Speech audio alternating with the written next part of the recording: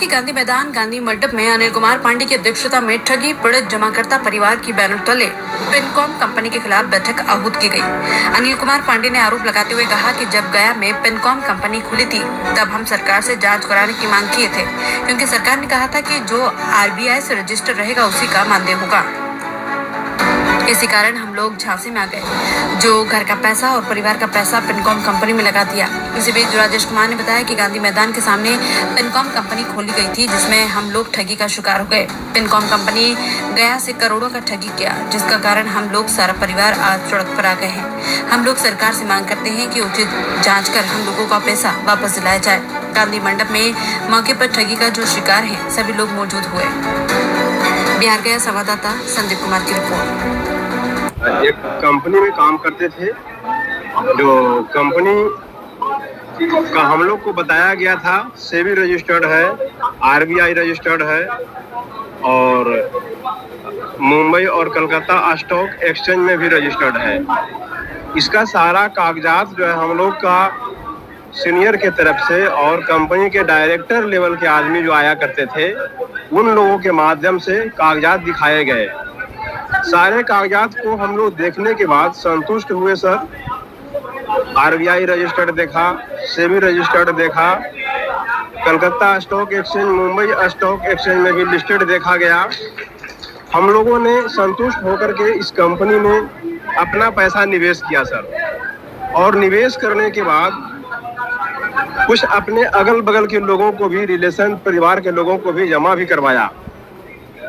परंतु कंपनी 4 से 5 साल तक अच्छे तरीके से चला, भुगतान भी लोगों को किया गया, मैच्योरिटी भी मिलता रहा। और उसके बाद एकाएक कंपनी में प्रॉब्लम आया। हम लोगों को ये बताया गया डायरेक्टर के लोगों के माध्यम से कि थोड़ा सा समस्या आ जाए, हल्का फुल्का आप लोग काम करते रहिए, बहुत जल्द समाधान हो जाएगी। परंतु ऐसा हुआ नहीं सर। और हम लोग जो काम किए, पैसा जो लोगों का अच्छा खासा निवेश करवा दिए 4 से 5 सालों में, मोटी रकम निवेश हो गई और अचानक से कंपनी बंद करके फरार हो गई। आप जो ठगी के शिकार बने हैं, आप किसको दोष कराना चाहते हैं? जी सर, हम लोग इसमें दोषी तो सरकार को मानते हैं सर, इसलिए कि सरकार अगर लाइसेंस देती है इस कंपनियों को तो सरकार का नियामक एजेंसियां इन लोगों का ऑडिट रिपोर्ट क्यों नहीं लेती है। लेखा जोखा इन लोगों को लेना सरकार का काम है। जहां से लाइसेंस इशू होती है वह एजेंसियों का काम है कि उस कंपनी का ऑडिट रिपोर्ट लें और निरीक्षण लें, पब्लिक का पैसा सेफ रहे। इसमें सरकार भी दोषी है सर, और नियामक एजेंसियां भी दोषी हैं। पब्लिक को क्या पता, एक आम पब्लिक तो पेपर देखता है, पेपर देख करके निवेश करता है, लेकिन सरकार जब तक उस पर अपना निगरानी नहीं रखेगी तो पब्लिक तो फंसता ही रहेगा। और आए दिन हर कंपनी में पब्लिक कहीं न कहीं फंस रहा है। एक ऐसी कंपनी हम लोग सिर्फ नहीं फंसे हैं, हजारों हजार कंपनियां ऐसी है सर, जिसमें हर जगह के लोग कोई न कोई कंपनी में काम किया है और निवेश किया है, और 5 साल 10 साल कंपनी चल करके अच्छा खासा निवेश जब जमा हो जाता है तो कंपनियां चंपत हो जाती है। मैं राजेश कुमार आमद से ठगी पीड़ित जमाकर्ता परिवार का एक सदस्य हूं, जो पैसा दिलाने के लिए लगातार संघर्ष करता आ रहा हूं, और हमारे सदस्य लोग भी हैं सब साथ में। आप लगभग कितने ठगी का शिकार हुए? मैं सर अपने माध्यम से इसमें 40 लाख रुपया डिपॉजिट करवाया हूं, और जिसमें मेरा अपना खुद का 6 लाख रुपया डिपॉजिट है सर। बाकी और निवेशकों का पैसा है।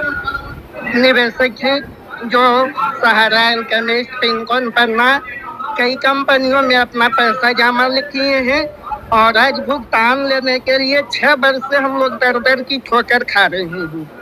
हम लोग अपना पैसा निवेश किए हैं, जिसमें मेरा लगभग 10 लाख रुपया निवेश है। बच्ची के शादी के लिए जमा किए थे, लेकिन पैसा फंस गया। उसके चलते आर्थिक स्थिति के साथ साथ शारीरिक स्थिति भी खराब हो गई।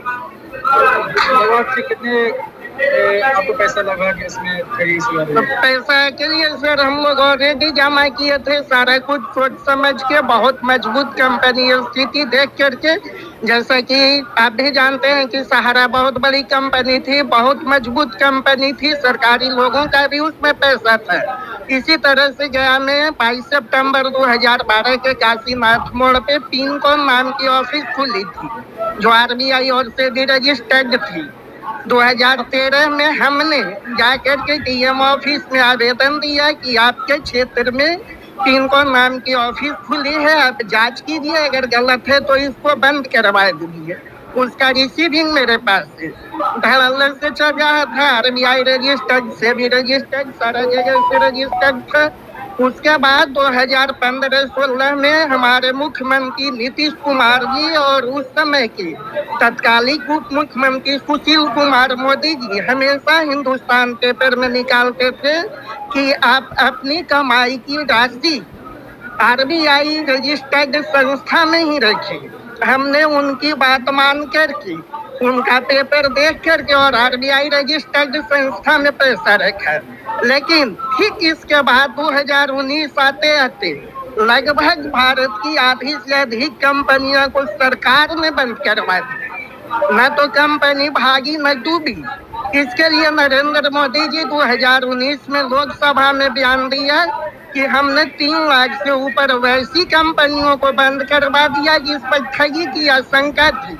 और उसके बाद आज जितनी भी बड़ी की बड़ी कंपनियां बंद हुई है उसके मालिक जेल में है, यानी सरकार के अधीन में है। जो उसका प्रॉपर्टी है, संपत्ति है, वो आपको SOG, ED से भी यानी सरकार के अधीनस्थ संस्था के पास से। जब लोकसभा में पूछा गया तो आपका अनुराग ठाकुर जी जो हमारे केंद्रीय मंत्री और सांसद है, उन्होंने बयान दिया जुलाई 2019 में कि लोगों का भुगतान के लिए हमने बजट एक्ट 2019 नामक कानून बना दिया है। इस कानून के तहत प्रत्येक जिला के जिला पदाधिकारी को सक्षम पदाधिकारी बनाया गया है और वहां आवेदन देने के बाद 180 दिन में उनका भुगतान हो जाएगा। गया में लगभग कितने ठगी के शिकार हुए हैं, कितने करोड़ रुपए लगभग? गया में तो सर कितना करोड़ जमा है इसका अनुमान नहीं लगाया जा सकता है, लेकिन सिर्फ जो पिनकॉम कंपनी है उसकी बात करें तो लगभग उसका करीब 3 से 4 लाख निवेशक यहाँ पे हैं और 150 से 200 करोड़ रुपया मिनिमम उसका जमा है कंपनी का। ठीक है सर, बजट कानून के तहत इसके लिए सरकार जो रवैया अपना रही है, कानून बना दी, सारा कुछ कर दी, लेकिन अब सरकार के नियत में खोटे पैसा नहीं देना चाह रही है। इसी को देखते हुए हम लोग के जो माननीय संयोजक हैं श्री मदन लाल आजाद जी, दिल्ली के रहने वाले, 2022 में ठगी पीड़ित जमाकर्ता परिवार नाम से एक संस्था बनाए और इस संस्था के तहत हम लोग पूरे भारत वर्ष में भुगतान के लिए प्रतिदिन आंदोलन कर रहे हैं। पिछला दिसंबर में हम लोग गया में रैली निकाल के DM ऑफिस का घेराव किए थे।